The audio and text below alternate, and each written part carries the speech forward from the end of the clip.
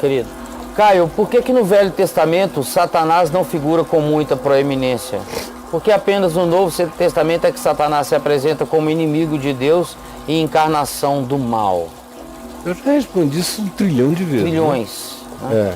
E Satanás no Velho Testamento, ele tanto é usado para designar uma adversidade neutra, quanto uma pessoalização do mal. Então Satanás como pessoalização do mal é que quase não aparece no Velho Testamento.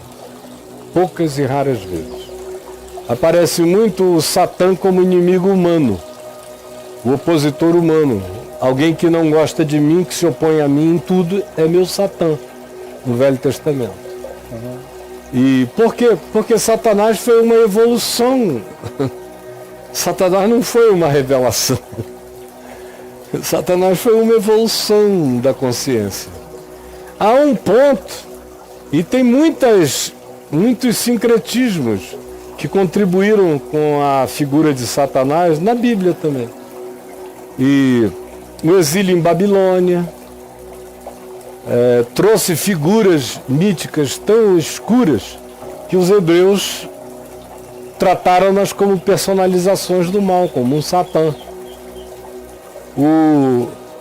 Essa mesma ideia já vinha de antes, desde o Egito, com personalizações tão malignas, que era aquela coisa da vara de Moisés que virou cobra, comer a serpente comer as varas que viraram cobras dos mágicos do Egito, que fizeram essa magia, lembra? E a de Moisés se transformou numa cobra, a vara dele, e comeu e engoliu as outras. As outras varas. E essa foi uma ideia que veio crescendo, chegaram em Canaã, encontraram com Baal, com Astarote, com alguns outros deuses que pediam sacrifício humano, e muitos em Israel fizeram. Isso tudo foi fazendo crescer no imaginário essas demandas da escuridade, e que foram ganhando muitos nomes. No período em Babilônia e no período persa, isso se desenvolveu, como eu disse antes. Aí vem a experiência com os romanos também, com um panteão ambíguo, ambivalente, que fazia o bem, fazia o mal. Então isso tudo estava presente como divulgação cotidiana. Do mundo invisível pode vir o bem, pode vir o mal. Agora, onde os demônios se manifestaram mesmo foi na Galileia. A maior incidência de demônios manifestos é diante de Jesus e na Galileia especialmente. Você já notou? Vai. Assim, em Jerusalém você quase não tem nenhum endemoniado. Os demônios de Jerusalém não ficam possessos. Eles já possuem as pessoas de maneira contínua. Mas são mais elegantes. Eles são fundidos com a ideologia, com o pensamento, com a filosofia, com o ódio dos fariseus pelos não fariseus. Onde o ódio está presente não precisa haver possessão. Aonde a ideologia determina quem é bom e quem é mau, quem é joio e quem é trigo, o diabo já sentou no trono. Aí ele vai na manha. Já não precisa. Quando você vê um ser batendo-se no chão possesso, ou ele não é possesso, está precisando de ajuda médica, ou ele é um histérico, precisando de ajuda, ou então ele, sendo um possesso, é um ser em resistência à possessão. Toda vez que você vê alguém estribuchando, que se debate, é alguém que está debatendo com o demônio. Debatendo. Ele não é um ser absorvido. Sim. Ele ainda é um ser de reação. Bem-aventurado seja aquele que se debate na presença do demônio. Sim. Ele está dizendo: não, me tira daqui, não deixa eu ficar aí. Certo. Me salva disso. É um clamor. Agora, quando o diabo entrou em Judas, ele não caiu, não estrebuchou, não fez Foi na nada. mãe. Não, era um acordo de consciência. E não teve uma discussão. Ele e o diabo se tornaram um naquela decisão, naquele pensamento. Você não vê quase médium nenhum se debatendo. Você tem alguma imagem do João de Deus caindo no chão se debatendo? Nada. Não, porque ele tinha um consentimento. Ele nunca iria debater com o espírito. Tá. Ele só abria a porta, entra, age.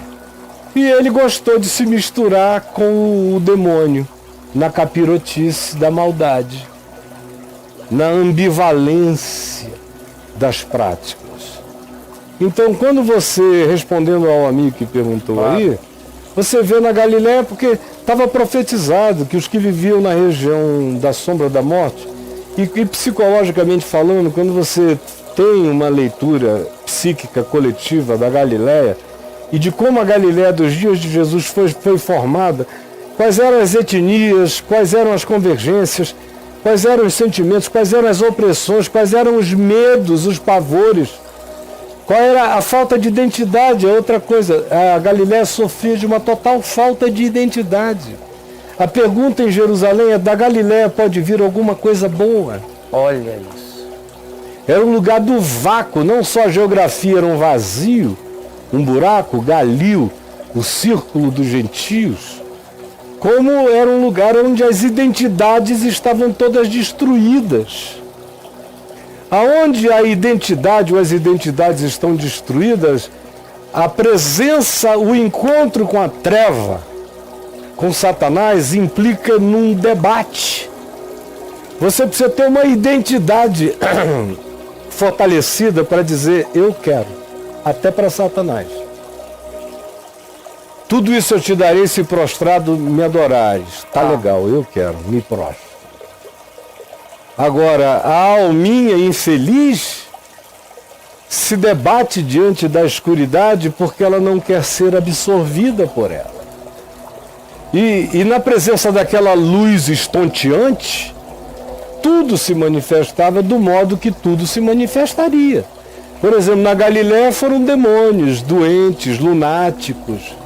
Você não vê em Jerusalém, que é o lugar da aristocracia, da elite, da cultura, do dinheiro, do poder, do parlamento, da política, do templo, você não vê ninguém em possesso. Você não vê. Você vê aquele gente querendo matar. Você vê gente fazendo urdidura para destruir a vida. Você já vê os satanases em ação em Jerusalém. Na Galiléia você vê os serizinhos debatendo contra as trevas. Na ausência da religião você vê debate contra Satanás. Na presença da religião que se tornou perversa, e a religião se torna perversa quando ela se torna um fim em si mesmo, aí você não vê ninguém estribuchando. Você vê a urdidura das mentes satânicas contra Jesus. Esses são os grandes satanases do planeta. São os que não se debatem. São os que combinam. E agem. Caraca, velho. E o gadareno, Caio? O gadareno é a expressão suprema do que acontecia na Galiléia, mas se eu for falar sobre ele, o programa acaba que só faltam umas 15 minutos. Mas tá bom. E tem um monte de coisa. Se escrever gadareno aí... Vamos olhar aqui? Quer ver? Olha aí, gadareno. Peraí, deixa eu entrar aqui. No meu portalzinho. Vocês se inscreverem em gadareno, vão encontrar. E se comprarem o meu livro Entre Mundos... 52 para Gadareno. 52 do Gadareno, olha, eu não preciso falar, cada fala dessa aí tem fala de 1h30. Maravilhoso. Sobre o fenômeno do Gadareno, sobre o que eu acabei de dizer.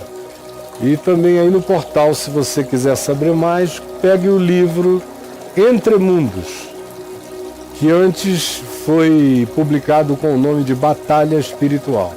Entre Mundos é onde a gente está vivendo entre mundos. Pegue para você, tá bom?